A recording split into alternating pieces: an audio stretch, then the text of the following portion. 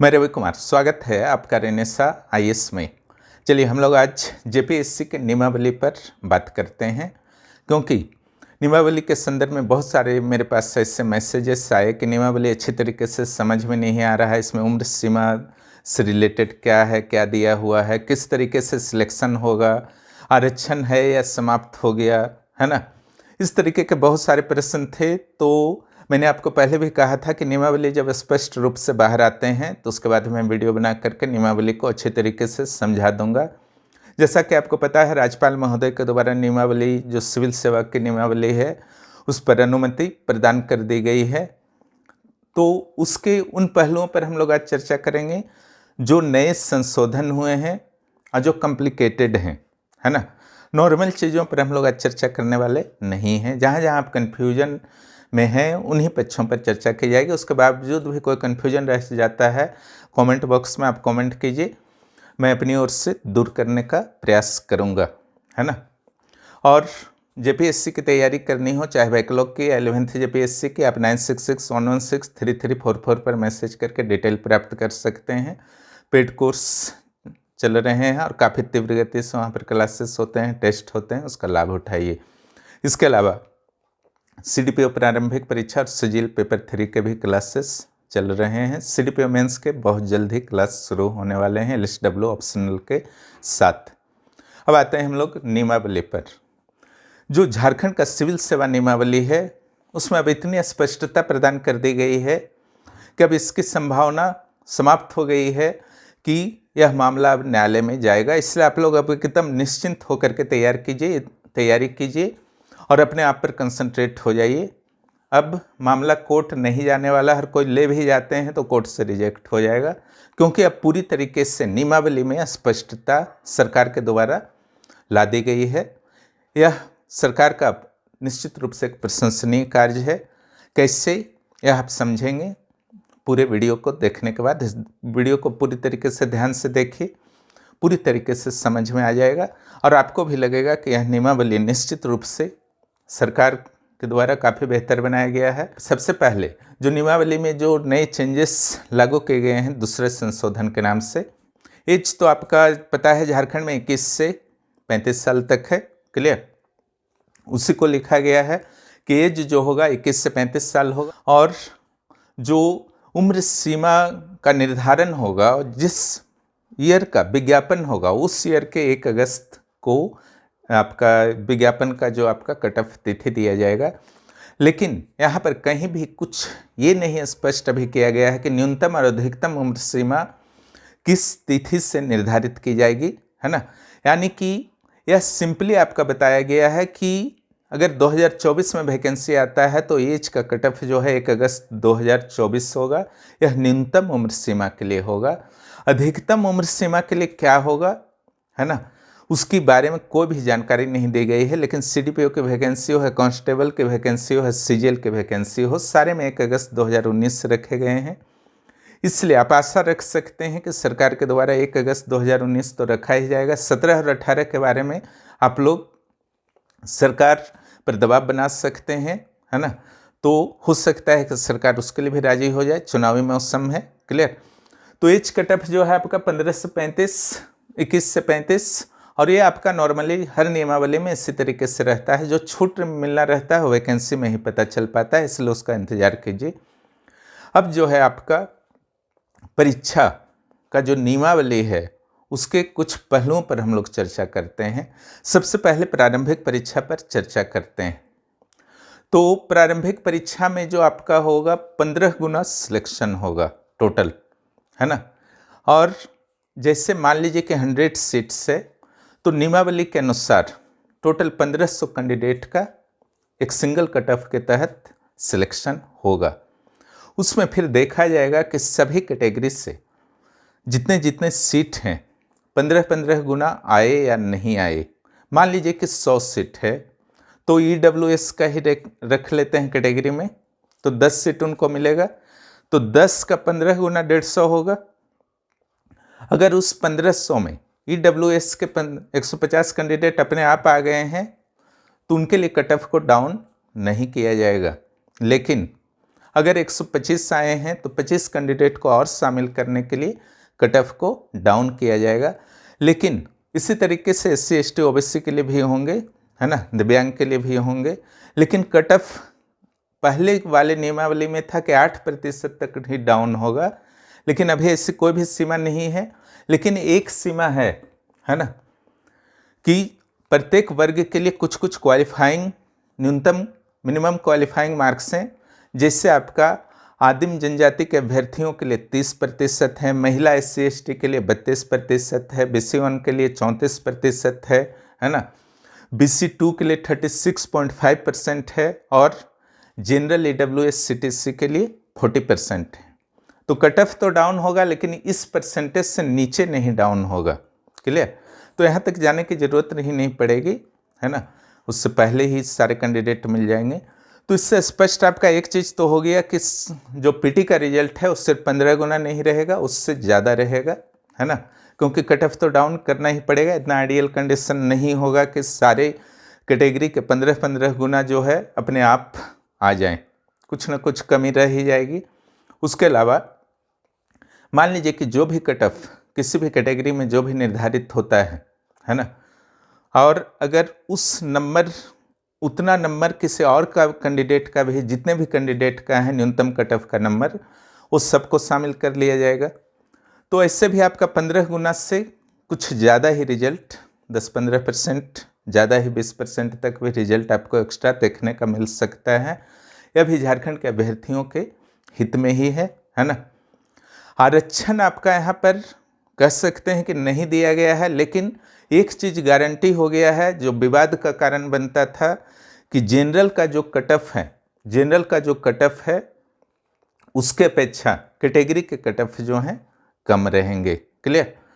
तो आशा है कि आप समझ गए होंगे कि 15 गुना और उसके बाद किस तरीके से कट ऑफ को लॉक किया जाएगा और कहाँ तक किया जाएगा। क्लियर? ये तो रही आपकी प्रारंभिक परीक्षा की बात। नियमावली में फिर मुख्य परीक्षा के संदर्भ में भी पूरी तरीके से उसके रिजल्ट के संदर्भ में भी क्लियरिटी दी गई है। पहला तो यह कहा गया है कि हिंदी और इंग्लिश जो है वह पूरी तरीके से क्वालिफाइंग होंगे, और यह भी लिख दिया गया है कि मेरिट लिस्ट बनाने में इसके नंबर्स को नहीं जोड़े जाएंगे। लेकिन इसको आप क्वालिफाई नहीं करेंगे, क्वालिफाइंग है ना, क्वालिफाई नहीं करेंगे तो बाकी में जितना भी नंबर ले आइए आपका मेरिट लिस्ट में आप नहीं आ पाएंगे। क्लियर? तो अब आता है कि मुख्य परीक्षा के बाद इंटरव्यू होगा, कॉल, है ना, और मुख्य परीक्षा में क्या शामिल होगा, तो मुख्य परीक्षा प्लस इंटरव्यू के मार्क्स शामिल होंगे, जिससे मेरिट का निर्धारण होगा, जिसमें हिंदी इंग्लिश क्वालिफाइंग रहेगा। अब मुख्य परीक्षा से इंटरव्यू अगर आपको जाना है तो वहाँ पर कितना गुना होगा, तो 2.5 गुना होगा। सिलेक्शन टोटल जितना सीट है उसका 2.5 गुना होगा। जैसे PT में टोटल सीट के 15 गुना हुए ना रूल के अनुसार, लेकिन ज़्यादा होगा, यहाँ पर आपका 2.5 गुना होगा रूल के अनुसार। क्लियर? तो मेरिट लिस्ट कैसे बनेगा उसको समझ लीजिए। यहाँ पर PT की जहाँ तक बात है तो बहुत सारे ऐसे भी कैंडिडेट होंगे जो ओवर एज्ड हो चुके होंगे, लेकिन कैटेगरी के कारण उनको अवसर मिल गया होगा। 35 साल से अधिक उम्र होने के बावजूद उनको अवसर मिला होगा और PT क्वालिफाई कर गए होंगे। ठीक है? तो यहाँ पर या फिर आपका फाइनल लिस्ट में या फिर जॉब एलोकेशन में भी, सर्विस एलोकेशन में भी, हर जगह इस चीज़ इफेक्ट करेगा। क्लियर? कि आपने कोई बेनिफिट लिया या नहीं, कोई रिलैक्सेशन लिया या नहीं, यह बहुत इंपॉर्टेंट है। क्लियर? अगर कोई भी कैंडिडेट रिलैक्सेशन लिया है, बेनिफिट लिया है, तो आगे अपने कैटेगरी में ही रहेगा, वह जनरल में नहीं जा सकता है। क्लियर? ध्यान रखिएगा। अब यहाँ पर जो मुख्य परीक्षा के एग्जाम्स हो गए, ठीक है, उसके बाद इंटरव्यू कॉल होना है तो 2.5 गुना होगा। तो पहले जितने भी जनरल सीट हैं, मान लीजिए 100 सीट्स था तो जनरल सीट 40 होंगे ना, है ना, तो जितने भी जनरल सीट हैं उसके 2.5 गुना, 40 के 2.5 गुना कितने हो गए, 100, है ना। तो पहला एक इनिशियल रिजल्ट बनाया जाएगा जिसमें सिर्फ जनरल सीट 40 सीट जो है उसका 2.5 गुना कैंडिडेट्स की लिस्ट मेरिट वाइज तैयार की जाएगी। उसमें सारे लोग रहेंगे अनरिजर्व्ड और रिजर्व्ड। क्लियर? रिजर्व्ड को हर जगह मौका मिल रहा है, आप देख रहे हैं, है ना, यहाँ पर आपका 2.5 गुना पहले तैयार होगा, वहाँ पहले नहीं तैयार हुआ था पेटी में, यहाँ 2.5 गुना पहले तैयार होगा। उसमें जो अनरिजर्व्ड कैटेगरी वाले हैं वो भी रहेंगे और रिजर्व्ड कैटेगरी वाले भी रहेंगे, लेकिन रिजर्व्ड कैटेगरी वाले में सिर्फ उनको शामिल किया जाएगा जिन्होंने कोई भी रिलैक्सेशन वगैरह बेनिफिट वगैरह नहीं लिया है ना। मान लीजिए रिलैक्सेशन का मीन्स हो गया कि एज में आपने रिलैक्सेशन ले लिया, तो आप उस 100 में नहीं आएंगे। जो फर्स्ट लिस्ट बनेगा ना जनरल के लिए, उसमें आप नहीं आएंगे क्योंकि आपने तो एज का रिलैक्सेशन लेके गया है। दूसरा वर्ग वह कैंडिडेट का होगा जिसने बेनिफिट लिया है। बेनिफिट क्या होगा? जैसे आपका 40% है जनरल के लिए, आपका आया 38%, ठीक है, समझ रहे हैं ना, 38%, और आपका मान लीजिए कितना डाउन हो जाता है ना, और आपने 36.5% को क्रॉस किया था, तो BC2 में आपका सिलेक्शन हो गया है।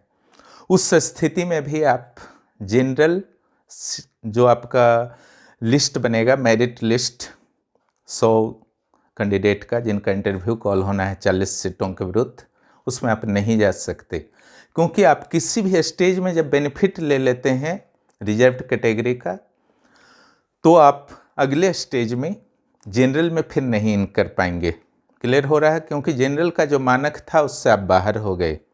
क्लियर? तो ऐसे कैंडिडेट यहाँ पर रिजर्व्ड वाले आएंगे जो आपका 2.5 गुना बनेगा। जैसे 100 सीट माना गया था उसमें 40 सीट्स थे, 40 सीट्स का 2.5 गुना आपका 100, तो 100 कैंडिडेट को जो है आपका कॉल किया गया है इंटरव्यू में, उसमें रिजर्व्ड कैटेगरी आएंगे, लेकिन ऐसे आएंगे जिन्होंने किसी भी स्टेज पर नीचे में पीटी में मेंस में है ना, कोई भी आपका रिजर्वेशन से रिलेटेड बेनिफिट या रिलैक्सेशन नहीं लिया है, वो वहाँ पर आएंगे। क्लियर? उसके बाद कैटेगरी का देखा जाएगा किस कैटेगरी में कितने सीट्स हैं। क्लियर? और जिस कैटेगरी में भी जितने भी सीट होंगे उसके 2.5 गुना जो है आपका इंटरव्यू कॉल किया जाएगा, है ना। जैसे EWS का 10 है तो वहाँ पे 25 स्टूडेंट्स को कॉल किया जाएगा इंटरव्यू के लिए। क्लियर?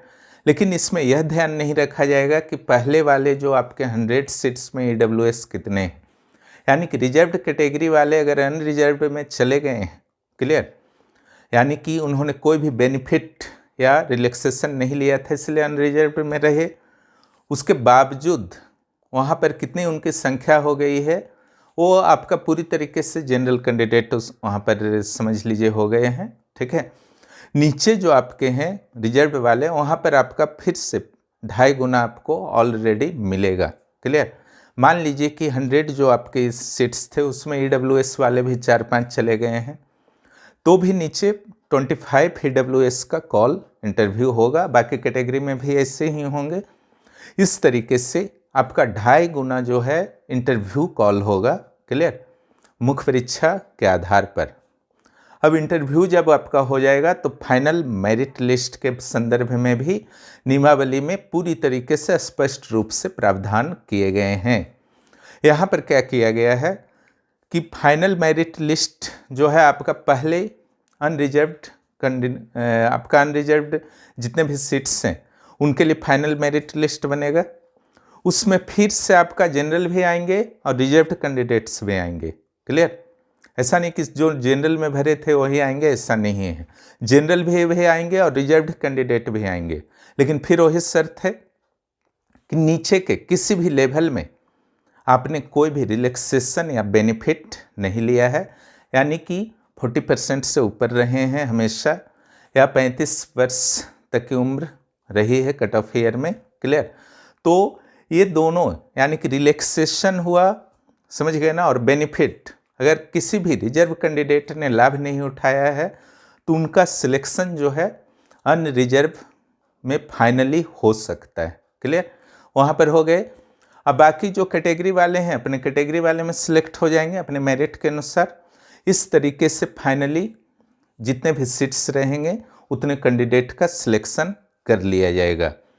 तो यह विवाद भी आपका दूर हो जाएगा। एक विवाद आपका 6वां और 7वां दोनों में उठा था सर्विस एलोकेशन का। इससे भी इस नियमावली में दूर कर दिया गया है। यहाँ पर क्या व्यवस्था है, जैसे आपका अनरिजर्व्ड कैटेगरी बन गया, उसमें रिजर्व्ड कैटेगरी वाले भी बहुत सारे स्टूडेंट शामिल हैं, कैंडिडेट शामिल हैं, और ऐसे कैंडिडेट हुए हैं जिन्होंने कोई भी बेनिफिट और रिलैक्सेशन का लाभ किसी भी लेवल पर अपने मेरिट के कारण नहीं लिया, वो हमेशा जनरल में ही सिलेक्ट होते रहे, है ना। हाँ, ऐसा नहीं है कि आप जनरल में भरेंगे तभी लाभ मिलेगा, ऐसा नहीं है। रिजर्व में भी आप भरे हैं तो भी इसका लाभ मिलेगा। क्लियर, किसी में भी भरना है भर सकते हैं, उसमें दिक्कत नहीं है, वो आपका निर्णय है। यहाँ पर क्या होगा कि जो लिस्ट बना अनरिजर्व्ड का, उसमें अनरिजर्व्ड में ऐसे भी कैंडिडेट हैं जिन्होंने विदाउट एनी रिलैक्सेशन और बेनिफिट कोई भी स्टेज में ना रिलैक्सेशन लिया ना बेनिफिट लिया, और रिजर्व्ड में हैं और किसी भी रैंक पर हैं, ठीक है। और इधर अपने कैटेगरी में भी हैं, अपने अपने कैटेगरी वाले ऑफिसर्स। वहाँ पर क्या होगा कि जॉब एलोकेशन कैसे होगा, सर्विस एलोकेशन कैसे होगा, उसको समझिए। मान लीजिए कि कोई भी राम नाम का व्यक्ति जो है वह रिजर्व्ड कैटेगरी का है, और राम का रैंक जो है काफ़ी बेहतर है, अंडर 10 है वो। क्लियर, तो उसने अगर झारखंड एडमिनिस्ट्रेशन पहला आपका प्रेफरेंस दिया था तो वहाँ पर अंडर 10 है तो उसको मिल जाएगा। क्लियर, तो फिर वह अपने कैटेगरी में वापस नहीं आएगा, क्योंकि उसकी चॉइस थी पहली प्रेफरेंस डीएसपी की या जेएस की, उसको अनरिजर्व्ड में ही मिल गया, तो वहीं पर उसको सर्विस दे दिया जाएगा क्योंकि वह पहला प्रेफरेंस था। लेकिन मोहन नाम का एक व्यक्ति है ना, उसका रैंक जो है अनरिजर्व्ड में 41 है या 42 है, वह चाहता था कि डीएसपी मिले, लेकिन वहाँ पर डीएसपी उसको नहीं मिल पा रहा है ना। पहला उसका प्रेफरेंस था डीएसपी, और वह संबंध रखता है शेड्यूल्ड ट्राइब से मोहन, ठीक है। तब यहाँ पर क्या होगा, जो रिजर्व्ड कैटेगरी हैं वहाँ पर भी बहुत सारे कैंडिडेट ट्राइब कैंडिडेट जो सिलेक्ट हुए हैं, और उनका तो है रैंक और मार्क्स मोहन के अपेक्षा कम होगा, क्योंकि यह रिजर्व में सिलेक्ट हुआ है ना। और वहाँ पर जितने भी कैंडिडेट हैं, अधिकारी हैं, वो सारे रिजर्व्ड में हैं। क्लियर, तो इनको जो है अवसर मिलेगा शिफ्ट करने का रिजर्व्ड में, है ना, अगर उनको अपनी चॉइस का वहाँ पर एडमिनिस्ट्रेशन सर्विस मिल जाता है, और निश्चित रूप से मिल जाएगा। तो ऐसा नहीं होगा कि यह भी ट्राइबल कैंडिडेट है, क्लियर, मोहन भी, और वहाँ पर जितने भी रिजर्व में सिलेक्ट हुए हैं सारे ट्राइबल कैंडिडेट हैं, तो ऐसा नहीं होगा कि इनके अपेक्षा कम रैंक होने के बावजूद उनको एडमिनिस्ट्रेशन मिल जाएगा और इनको नियोजन सेवा मिल जाएगा मोहन को, ठीक है। ऐसा नहीं होगा, इनको वहाँ जाने का अवसर मिलेगा। इट मीन्स इसको ऐसे समझ लीजिए कि अगर रिजर्व्ड कैंडिडेट भी है और अपने मेरिट के बल पर बिना कोई बेनिफिट लिए हुए, बिना रिलैक्सेशन लिए हुए अनरिजर्व में सिलेक्ट होता है, और अगर उसकी रैंक अच्छी है तो वह अनरिजर्व में ही अपने चॉइस के पोस्ट को प्राप्त कर लेता है, तो वहीं रहेगा। लेकिन रैंक अनरिजर्व में कुछ खराब है, क्लियर, और उससे चॉइस के अनुसार उसके पोस्ट नहीं मिल रहे हैं, तो वह रिजर्व्ड कैंडिडेट के रूप में अपने इच्छा अनुसार पोस्ट ले सकता है अगर वहाँ पर उपलब्ध है। क्लियर, बस यही थे नियमावली में। बाकी नियमावली का तो सिंपल पक्ष है जो आप लोग समझ ही रहे हैं। क्लियर, इट मीन्स अगर इसको समराइज किया जाए तो आपका एज जो होगा 21 से 35 वर्ष तक होगा, लेकिन न्यूनतम और अधिकतम आयु का वर्ष क्या होगा वो वैकेंसी में पता चलेगा। प्रारंभिक परीक्षा में आपका 2.5 गुना सिलेक्शन होगा। क्लियर, सॉरी, प्रारंभिक परीक्षा से मुख्य परीक्षा के लिए कुल सीटों की संख्या के 15 गुना सिलेक्शन होंगे।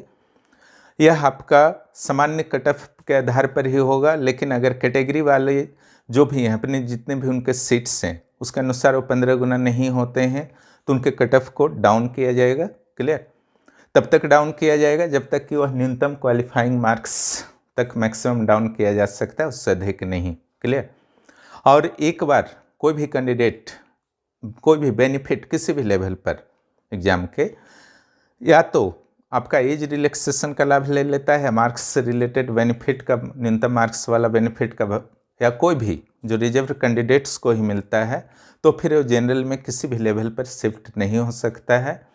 लेकिन कोई भी रिजर्व्ड कैंडिडेट सारे लेवल पर, है ना, विदाउट बेनिफिट एंड रिलैक्सेशन आगे बढ़ता जाता है ना, और सर्विस को प्राप्त कर लेता है, तो उसके चांसेस जो हैं हमेशा अनरिजर्व्ड और रिजर्व्ड जो उसका अपना कैटेगरी वाला है, दोनों जगह उसके बने रहेंगे, है ना।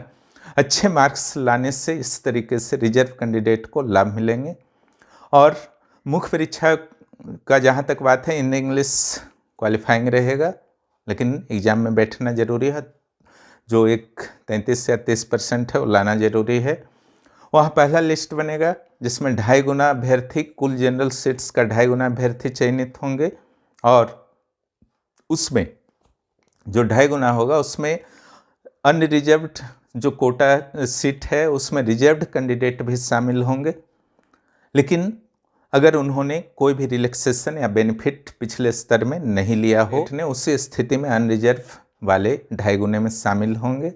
किसी भी लेवल पर कुछ भी लाभ ले लिया हो, रिलैक्सेशन, बेनिफिट, तो अपने कैटेगरी में ही उनको रहना है। क्लियर। उसके बाद आपका 2.5 गुना आपका इंटरव्यू कॉल हो गया, फाइनल मेरिट लिस्ट बनेगा। वहाँ पर भी रिजर्व्ड का, अनरिजर्व्ड का जितना भी आपका सीट होगा उसमें रिजर्व्ड कैंडिडेट भी शामिल होंगे।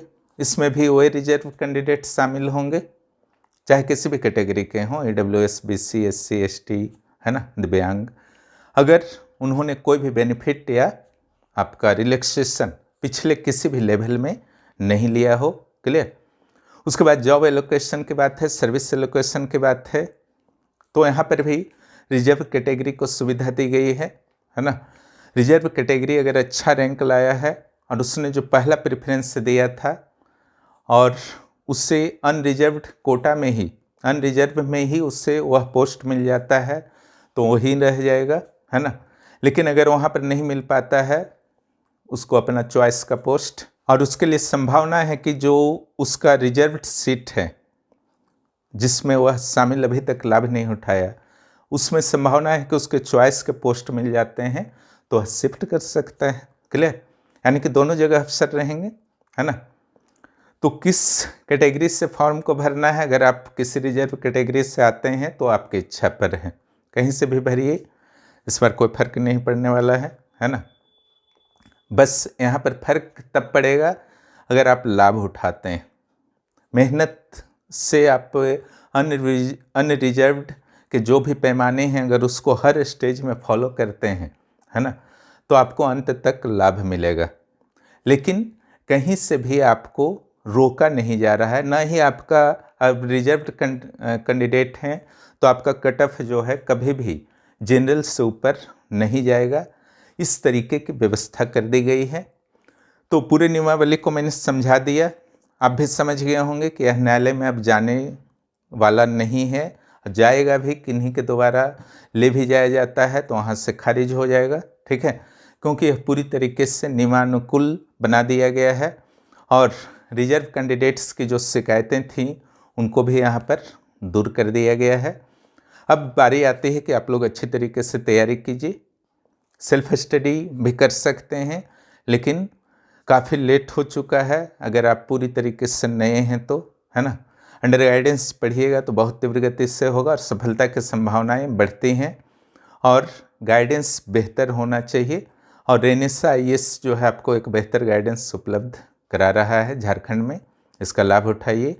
और जिनको भी जुड़ना है पेड कोर्स 9661163344 पर मैसेज कर सकते हैं। इसके अलावा जो भी इस चैनल पर नए हैं चैनल को सब्सक्राइब करें और दोस्तों को भी इस चैनल के बारे में ज़रूर जानकारी प्रदान करें। धन्यवाद।